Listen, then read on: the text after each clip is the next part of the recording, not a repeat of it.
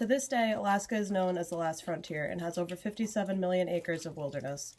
To the Bright Edge of the World, written by Eowyn Ivey, published in 2016, takes place in 1885 and tells the story of Lieutenant Colonel Alan Forrester and his men as they attempt to navigate the Wolverine River and discover unexplored land that lies beyond it for future gold mining.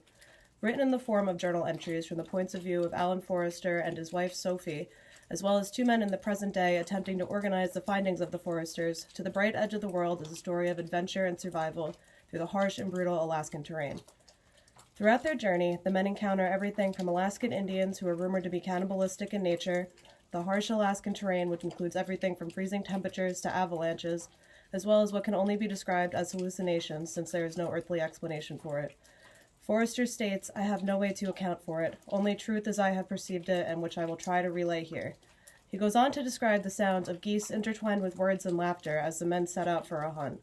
They come upon 24 women swimming and lounging upon a riverbed. They're startled by the men's approach and begin to flee.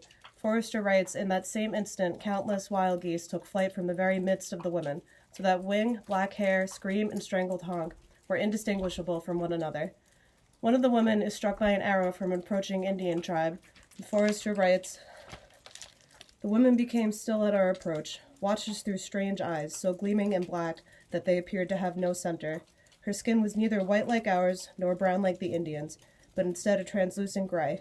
Her lips were dull black, as if coated with charcoal, and broad bands of white, like paint, ran down either of her cheeks.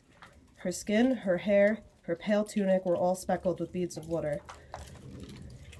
He goes on to say that he reached to pull the arrow from the tree, but the woman seized my wrist. Her grasp was wet and leathery. I then saw that slick membrane webbed her fingers. Her nails were black, slender, and sharp. She turned her head slightly to look through me through one of her peculiar eyes. She blinked so quickly that assuredly I am mistaken, but it seemed her eyelid flickered from bottom to top in an uncanny way.